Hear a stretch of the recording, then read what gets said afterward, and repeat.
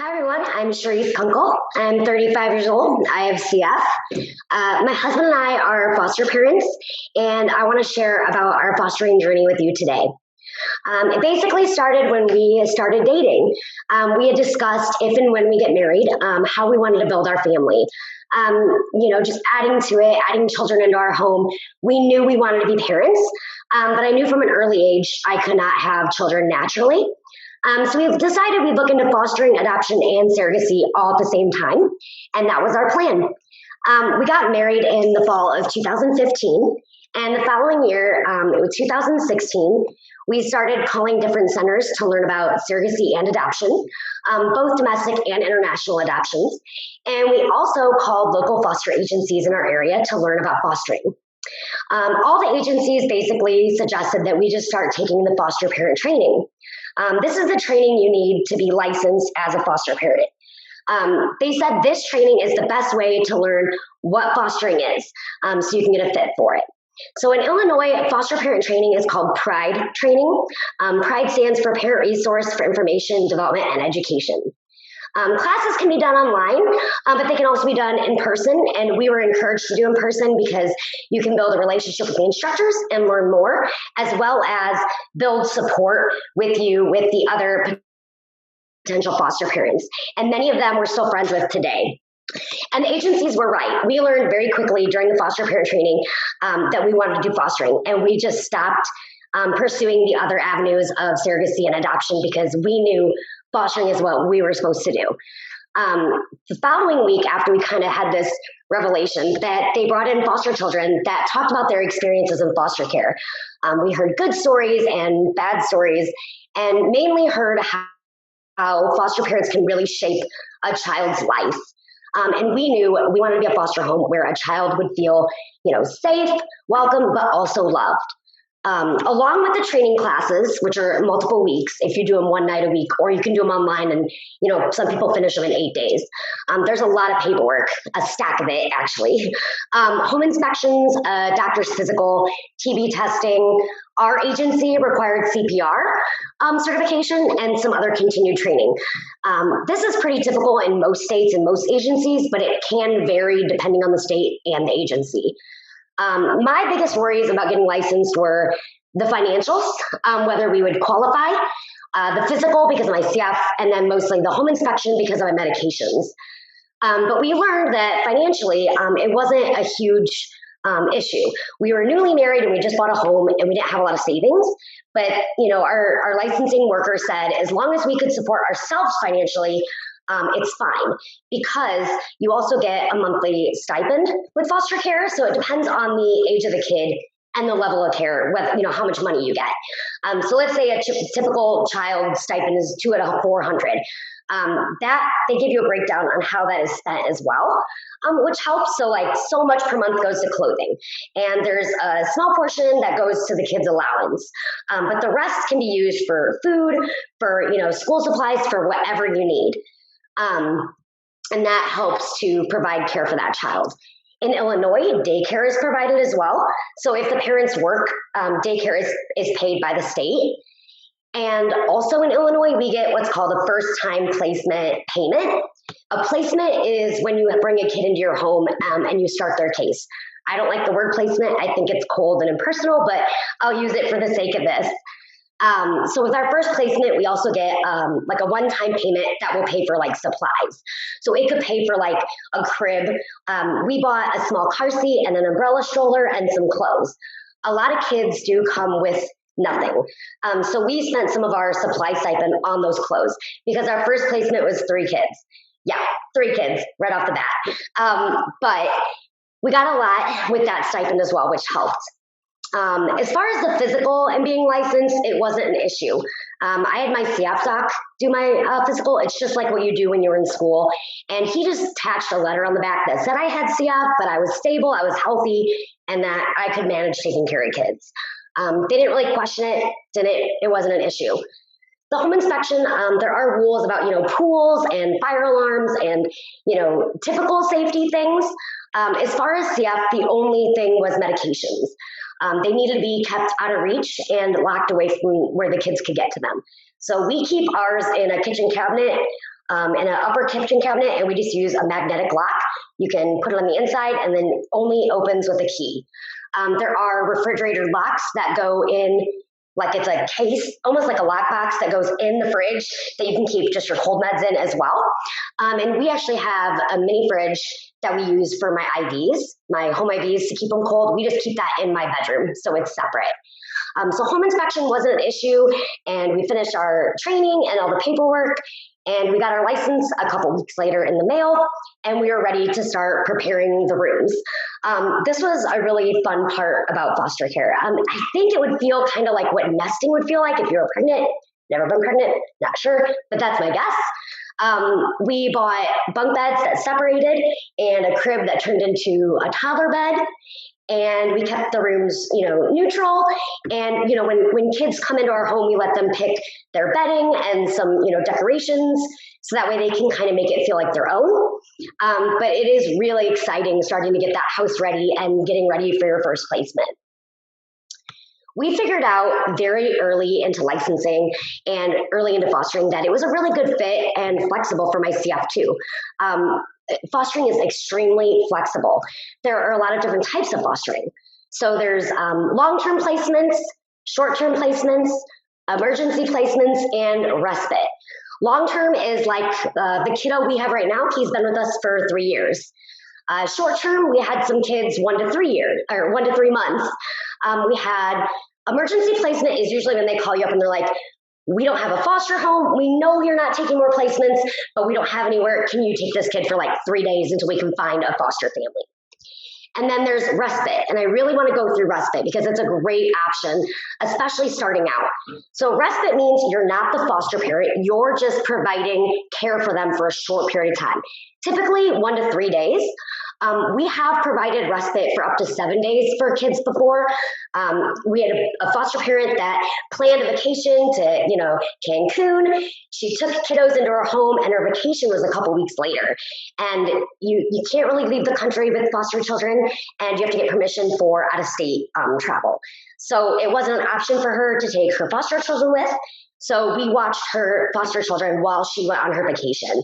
And if you provide respite, you get that daily stipend. So if the kid gets $10 a day, $20 a day, you get paid that portion of the month's stipend while you have the kids.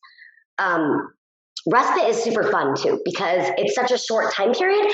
It kind of feels like a slumber party. So our current foster kiddo loves having other kids in the house to just have fun with. We've provided respite for, parents that have weddings overnight. So it's just overnight. And we've also done longer respite too, like the trip to Cancun. And we've even had a little girl over her birthday for respite. So we threw her a little birthday party with a cake. It's just a really fun way to get involved and to help out because it's very much needed for foster families. Finding babysitters can be a little bit more difficult because you have to have background checks and things.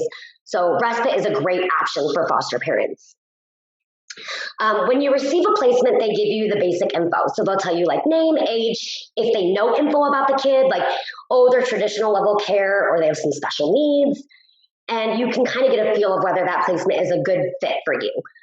Respite placements, you have a lot more info because they're already in the system. They already have foster parents. So you'll know if they take meds. You'll know like whether they have any appointments. You'll know a lot more information. So it's extremely flexible in the length of time you want a kiddo.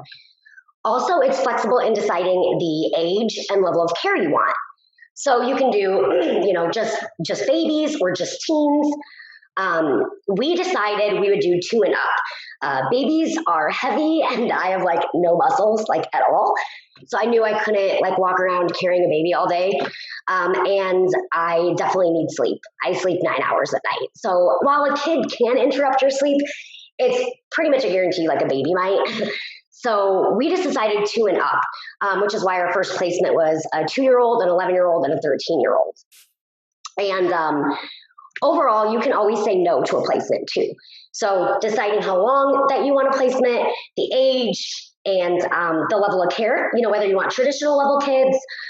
We accepted kids with special needs, and now we're kind of strictly almost doing kids with special needs now. But that's all flexible. Saying no to a placement is hard. We're licensed for up to 6 kids. And the first time we had to say no, it was really hard. They called and asked me to take twin toddler boys. And I already had a 3-year-old boy with special needs. And I was like, there's no way, Andrew. I can't do 3-3-year-olds. Like, there's no way. So I said no, and I felt awful. But another foster parent once told me, your no is somebody else's yes. And they're right. I would do those kids no favor by accepting that placement and not being able to provide for them. There's another foster family out there that's waiting for those twins. They're waiting for siblings.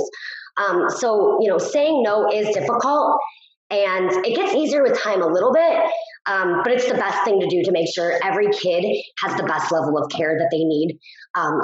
Choosing what fits for you is not a bad thing at all. It works really well. And, also deciding the level of care is an important issue too, because the more needs the kids have, the more involved you have to get. Another concept is taking time off. So when a child returns home, you can take time off and say, I don't want any more placements for 3 months, or, I just want to do respite for the next year. So you can always take a step back and have a bit of a break. And then also, as I talked about, there is financial support, the stipend monthly. In Illinois, there's daycare and the supply payment, but also insurance is provided by the state and free. So medical needs is not something you have to worry about. And also schooling is free. So there's no cost related to school except for extracurriculars. So they get free lunches or free breakfast.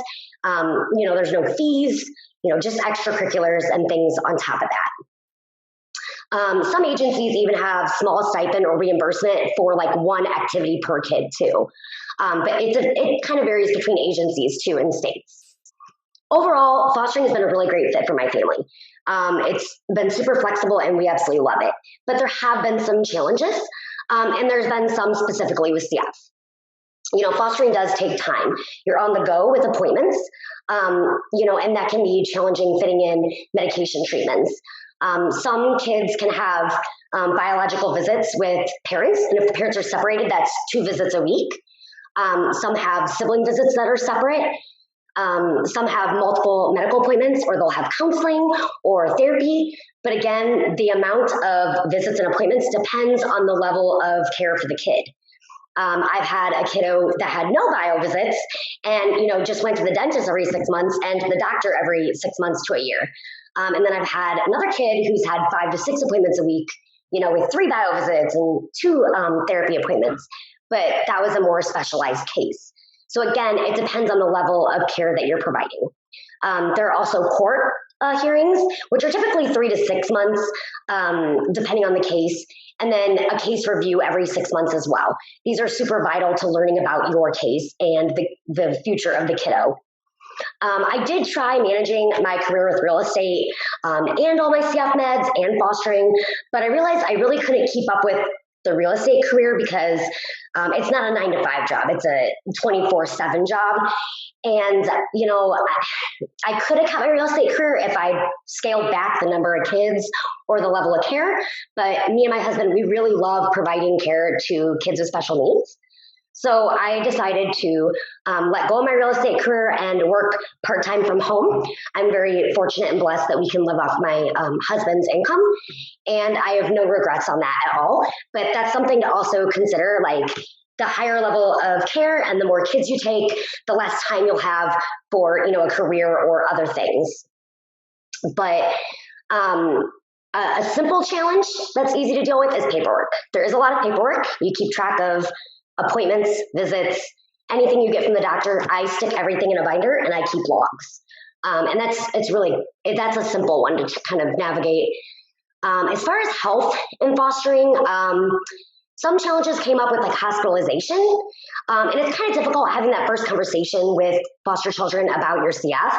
You don't want to alarm them or scare them, especially when they have emotional issues, or they might not feel secure yet. So, we try to kind of make them feel welcome in the home. And then I kind of talk to them about it, while I'm doing my therapies maybe one time. And for the most part, the kids have understood. They know I have breathing problems, I have to do meds, but I'm okay. And I think it helped us bond, actually, because they would sit with me while I did the meds, and they think I have this perfect life. We have this nice house, and we seem to have everything we need, but then they see, oh, she has challenges. So I think it kind of makes it a little bit more relatable for the kids to see it's not perfect, and then as far as that, they don't seem to have an issue with my CF. They've all kind of just dealt with it. We did have a hospitalization like a month into our first placement. It was 3 kids, and that was difficult. So basically, it's hard to have babysitters because you have to be over age 18 to watch a foster child for any amount of time, and you need background checks almost all the time for babysitters as well.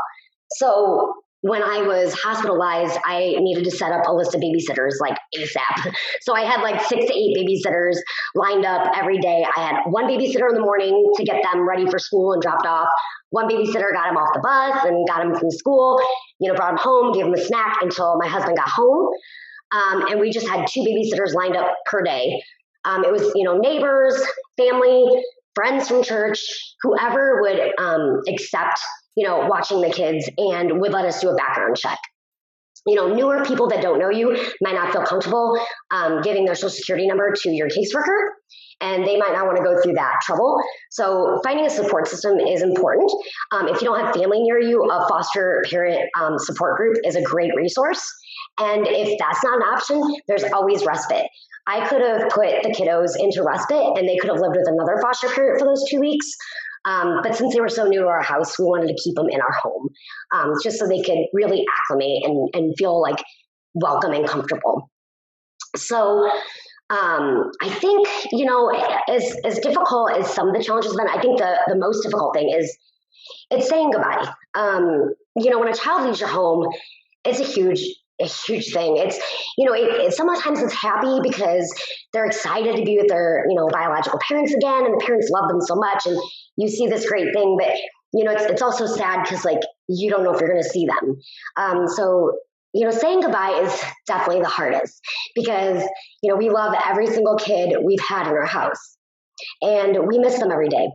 But seeing them succeed and seeing their family succeed is a really great reminder, that we helped their family do that. And if a kid doesn't return home and the parental rights get terminated for whatever reason, the foster parents are the first person asked if they want to adopt. So there is an option sometimes to adopt. And if you don't want to adopt, that's okay. You can say no. And then that kid will just stay with you until they find adoptive parents. But depending on what state you are, depends on how long a kid typically is in care. Usually they either return home or, become eligible for adoption within 18 to 24 months. Illinois tends to run 36 to 42 months-ish. But I don't recommend going into foster care with the goal of adoption because you need to be open to reunification. You need to, really help these kids try to reunite with their parents. That is the goal of foster care. So, foster care can lead to adoption, but it's not always the case. I've seen beautiful reunification stories and beautiful adoption stories, but not knowing what will happen with the kids that are in your home is difficult. A little bit of a roller coaster, like, are they going to return home or are they going to stay here? That is very challenging.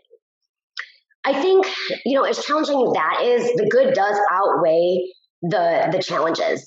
The ability to choose the best fit age-wise, level of care, length of placement, it's really helpful. I also feel like my CF has made me a better advocate for these kids, especially kids with special needs.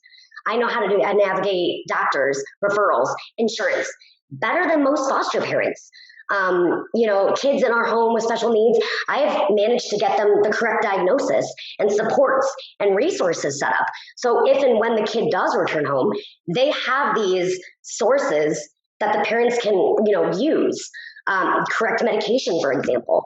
So I think my CF has made me more empathetic and stronger and a way better advocate for these children. So I feel very lucky to have them in my life, and I'm very lucky that I can do this for them. These kids are amazing. We love every kid that has come into our home, like completely, 100%.